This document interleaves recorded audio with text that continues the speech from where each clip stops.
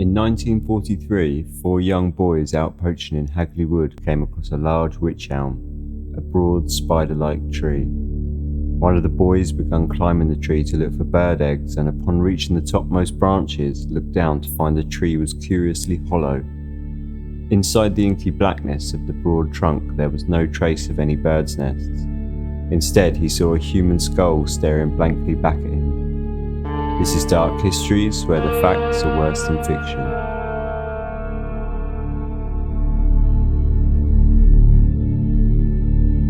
On the 18th of April 1943, 4 young boys from the local town of Stourbridge, Robert Hart, Thomas Willits, Bob Farmer and Fred Payne, were poaching in Hagley Wood, part of the Hagley estate owned by Lord Cobham, deep in the West Midlands county of Worcestershire.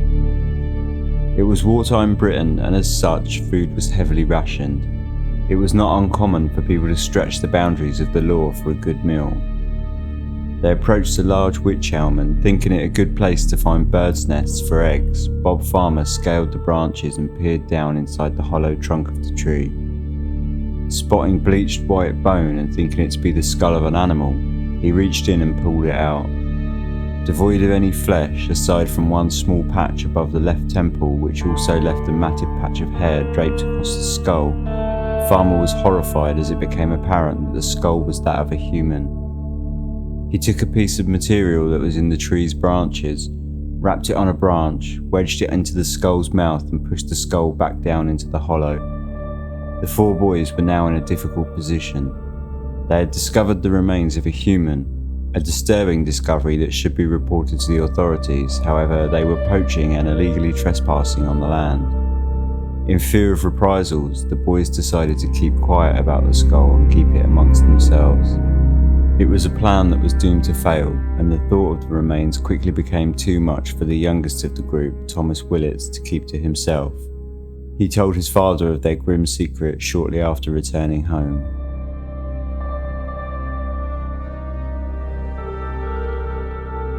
After hearing his son's story, the next morning Willits' father contacted the police, and the site of the elm was visited by the Worcestershire County Police Force. The police quickly found the skull, but also found that any remains that were in the tree were so tightly wedged inside the hollow trunk that they saw necessary to enlist the heavy-handed help of a lumberjack who cut down the macabre tomb so that the police could gain access.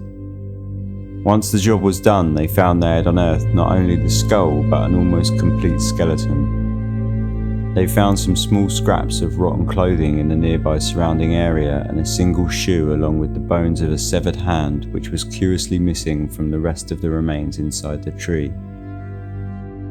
The remains were transported to the West Midlands Forensic Science Laboratory at the University of Birmingham, arriving on the 20th of April. Professor James Webster, head of the Home Office Forensic Science Laboratory in the West Midlands, made a detailed inspection of the bones along with Dr. John Lund. Webster concluded that the remains were that of a woman, around 35 years of age, 5 feet tall with mousy brown hair. She had died 18 months prior to the discovery of her body, placing her death around October of 1941. Although the evidence was not conclusive, it was found probable that she had given birth at least once in her life, an eye-watering assumption that can be made by examining the pelvic bones for any changes resulting from childbirth. She also had an irregularity in the pattern of her teeth, which crossed over in the front of her lower jaw. There were no signs of any disease, nor was there any trauma to the bones. However, due to the wad of taffeta material wedged into the skull's mouth, Webster concluded that she had died of asphyxiation. Furthermore, Webster was able to confidently conclude that the body had been placed inside the tree feet first, either while she was still alive or very soon after death, as rigor mortis would not have allowed her to have manoeuvred so tightly into the cramped space of the trunk.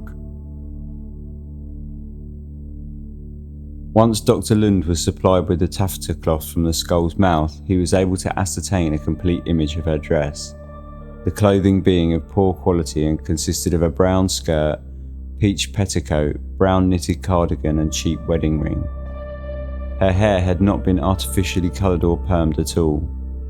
All this gave us an image of a rather modest woman who would not have been uncommon in any street of Britain during wartime. This series of conclusions were remarkably detailed, however they do present us with the case's first problem. Webster reported that the cause of death had been asphyxiation due to the wad of taffeta in her mouth. However, the young boys had stated earlier that they had wrapped material around a stick and wedged it into the skull's mouth to lower it back into the elm.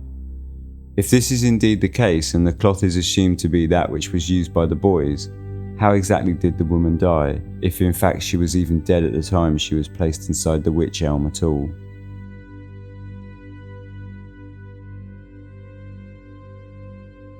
Despite the meticulous description that the forensic laboratory were able to provide of the woman, the police were no closer to ascertaining her identity. They drew up a sketch of the clothing and an artist's impression of the victim, which they used to issue publicly. The UK dental records were thoroughly searched, and her description alongside the details of her lower jaw irregularities were published in dentists' journals, all to no avail. Hampered by the difficulties of undertaking such an investigation during wartime, the only thing the police felt they had any certainty of was that she was not a local woman, as there had been no reports of any missing persons in the area matching the description supplied by Webster. The case seemed to be in danger of grinding to a halt when a clue emerged almost 6 months later in the form of a somewhat cryptic message. Scrawled with chalk on a wall in large capital letters, it read, "Who put Labella down the wych elm? Hagley Wood." The discovery of the message was followed by several more messages, all variations of the same theme and found throughout the Birmingham and West Midlands area. The messages morphed slightly each time before seemingly settling into the repeated phrase, "Who put Bella in the wych elm?"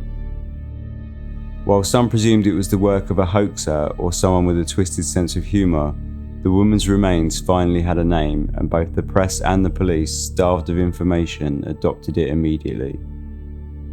The police promptly appealed for the graffiti writer to come forward for questioning, but unsurprisingly no one materialised, and the case once again fell cold.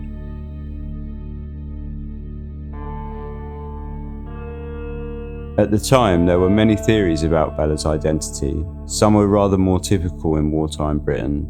That of her being a Nazi spy, for example, were openly put forward. Others were caught in whispers and were slightly more strange. One theory that continues to come up again and again revels in a world of black magic and folklore. The theory that Bella was a witch, or that she had fallen victim to a witch coven, shadows the case until this day.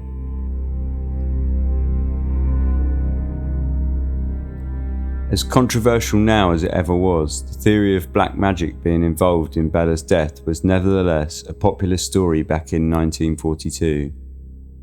Originally posited by Professor Margaret Murray and circulated by rumours under the hanging horseshoes and tankards of gloomy pubs throughout the West Midlands, it quickly morphed into the many tales we have today. Murray was a renowned Egyptologist, anthropologist, archaeologist and historian. Formerly a lecturer at University College London, she was a respected figure of the time and had published several works in Egyptology. The First World War, however, had hampered her further academic work in Egypt, and so she turned her attention to witchcraft and would become a heavy influence on the founding of today's religious movement of Wicca.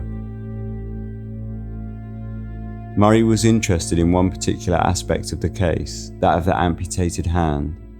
At the time, and indeed still today, it is an area of the case which has never been sufficiently explained.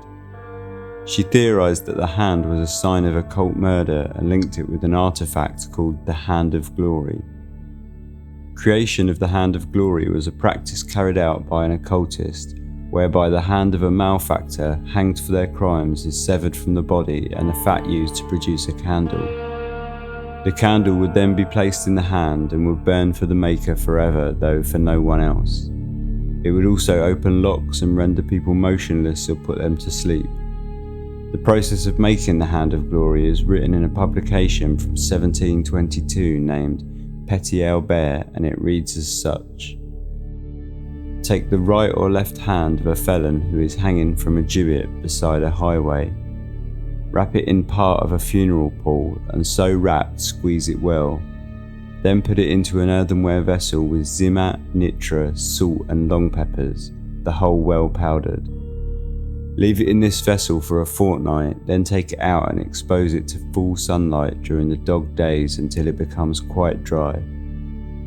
If the sun is not strong enough, put it in an oven with fern and vervain. Next, make a kind of candle from the fat of a gibbeted felon, virgin wax, sesame and pony, and use the hand of glory as a candlestick to hold this candle when lighted, and then those in every place into which you go with this baneful instrument shall remain motionless.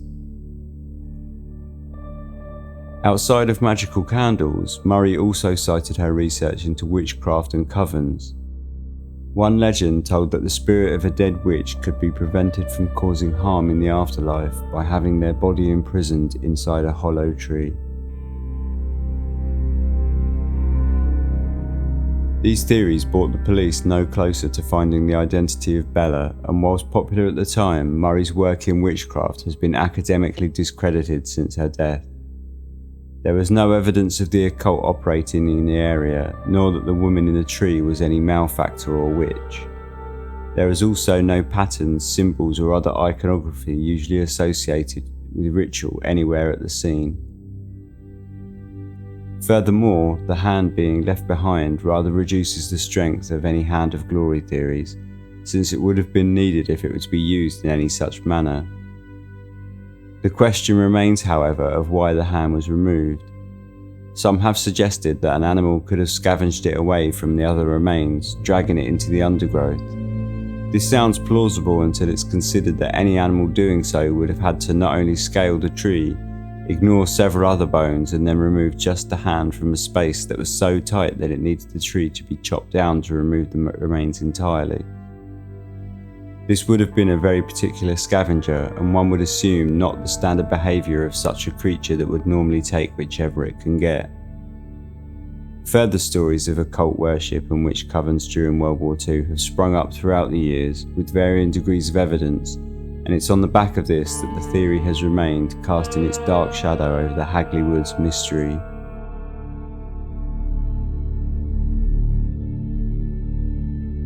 Wartime Britain was a time that saw ordinary life disturbed by a constant undercurrent of paranoia. The British government released leaflets, posters and news bulletins with slogans such as "Tittle tattle lost the battle," "Loose lips might sink ships," and the ominous "Talk less, you never know." Invariably, it wasn't long before rumours of espionage and Nazi spy rings were to be involved with the case, and though followed up by police, none would harbour any solid leads at the time. Peter Douglas Osborne, a councillor for Birmingham City, tells a story originally told to him by his father when he was a boy one day when they were walking through Hagley Wood. Upon seeing a large black and burnt down tree, his father told Peter that he was home from leave at the time the remains in Hagley Wood were discovered, and through his work as a special constable before the war, was the man that was given the grim task of standing watch over the scene on the night the police had uncovered the bones. After the war, Peter's father was travelling home from Italy when he met with a pair of RAF pilots. They shared stories to pass the journey, and he told them of Bella and his night watching over her remains. Curiously, the men had seen a file during their duty which they believed was linked to the body. The pilot's story, gleaned from this file, was that of a woman who had been involved with espionage whilst working as part of Goering's inner circle, though she was executed during the war. She had been educated at either Oxford or Cambridge and had very distinctive teeth. The front teeth, just like the remains of Bella, were crossed. He was told that dental records had been matched, but the police reports for the Hagley Wood case had stated that although dental records were searched thoroughly, no matches were found and no dentists had come forward with information. It could be possible from this story that Bella's records were not held in Britain but her country of birth, or that any matches found were covered up by the intelligence agency. When Peter asked his father about the story years later as an adult, his father had, for reasons unknown to him, taken a sharp turn. His father told him that he had nothing to do with it and that he didn't want to discuss it. Peter suggests that something had an effect on his father, leading him to clam up and not wish to discuss the case. though he is careful to not allude too heavily towards an intelligence service conspiracy. A further theory involving espionage that had a little more evidence in its support surfaced in 1953 when a local West Midlands newspaper named the Express and Star ran a serialised report on the case. The writer, Lieutenant Colonel Wilfred Byford Jones, had been writing a series of articles concerning Bella and the Hagley Woods case when he received a letter signed by a woman using the pseudonym of Anna from Claverley, a town 15 miles from Hagley Woods. The woman wrote, "Finish your articles regarding the Wych Elm crime by all means. They are interesting to the readers, but you'll never solve the mystery. One person who could give the answers is now beyond the jurisdiction of earthly courts. Much as I hate having to use a nom de plume, I think you would appreciate it if you knew me. The only clues that I can give you are that the person responsible for the crime died insane in 1942, and the victim was Dutch and alive illegally in England about 1941. I have no wish to recall any more. Anna from Claverley." The police followed up the letter from Anna and found that her real name was Una Mossop. Una was married to a man named Jack Mossop, who in 1941 was working in an ammunitions depot in Coventry. He was good looking and well dressed and appeared affluent despite living under the hardships of war. He apparently spent time walking around in an RAF uniform despite never having been in the RAF, and would visit Claverley often to visit his grandmother, always with a Dutchman, though his grandmother never knew who the mysterious foreigner was. Jack's family were, nevertheless, quite sure that something suspicious was going on between him and the Dutchman. According to Una's story, it turned out that Jack had used his position in ammunitions to pass on information to this Dutchman named Lerat, who was in fact a Nazi contact working as a go-between and selling Jack's information to a spy ring operating in the West Midlands, gathering information about ammunition locations for the Luftwaffe. As her original letter mentioned, Bella was a Dutch woman who arrived in England in 1941 and subsequently became involved, though to what capacity is unknown, with the spy ring. Una told of how all of these details were part of a confession from Jack to her and his grandmother, perhaps unwilling or simply unable to shoulder the guilt anymore. He then continued on and confessed to not only his activities with the German spy ring, but also to his role in the murder of a Dutch woman. Her statement read, "March or April 1941, said he had been to the Littleton Arms with Van Rate and the Dutch piece, and she had gotten awkward and passed out. They went to a wood and stuck her in a hollow tree. Van Rate said she would come to her senses the following morning."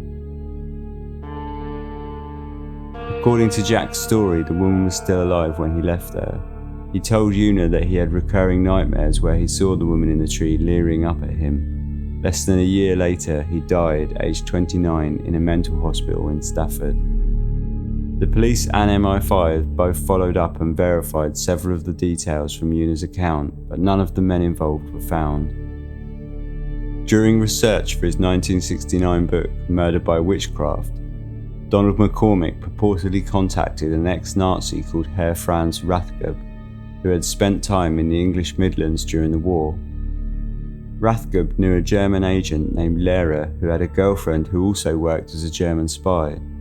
She was a Dutch woman called Clarabella Dronkers, who had lived in Birmingham in 1942. The details from Una's testimony lend a strong, if somewhat circumstantial narrative to the case. She told of how Bella arrived in England illegally in 1941, and at that time there were in fact well-known rumours that 2 German parachutists had landed in the Hagley area and vanished. It's also known that a Dutchman named Johan Marinus Dronkus was executed for spying by the British in December 1942. Finally, Rathgeb also stated that Clarabella was aged about 30 and, sure as day, had irregular teeth. So was Clarabella really the Bella from the graffiti whose remains were a mystery for so many years? No details of a Clarabella Dronkers existing have ever been proven, and McCormick's book is littered with what we would call today alternative facts. Despite the compelling statement made by Una to the police and the testimony of Herr Franz Rathgeb, we are still left with scant evidence for any of the persons involved.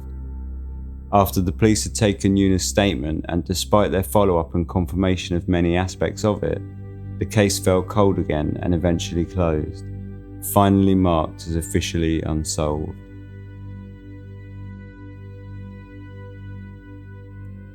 In a modern BBC documentary concerning the Hagley Woods murder case, a statement given to police dated 17th of April 1944 was unearthed from the depths of the police files. The short message was from Detective Sergeant Renshaw and addressed to his inspector. It stated that, while speaking to a Birmingham prostitute, she had told him that a woman named Bella, who used to frequent the Hagley Road, had been missing for about 3 years. This was presumably also followed up and led nowhere, as there were no more details of the prostitute named Bella. We are as close today to finding out who Bella of the Wych Elm was, if indeed that was her real name at all and not just a creation of a dark sense of humour, as the police were in 1943. Stories of witches and German spy rings aside, the remains of the woman in Hagley Wood could just as easily have been an unfortunate woman from any number of backgrounds. Who was the graffiti writer and Van Ray? Where are they now? Was the hand removed as part of an occult ritual or simply scavenged by an awkward scavenger? We could perhaps find answers to many questions through analysing the remains with modern DNA techniques. A case so wrapped in mystery, however, could not possibly have such a simple ending. The remains of Bella have been missing from their last known location at the university laboratory for over 50 years. No one knows where or when they were removed, nor are there in fact any records left of the remains ever having been there in the first place. Predictably, all forensic evidence and records have also vanished. The Hagley Woods murder case is a mystery upon a mystery, and we are no closer to answering the 60-year-old question, who put Bella in the Wych Elm? Thanks for listening, please like, subscribe and sleep tight.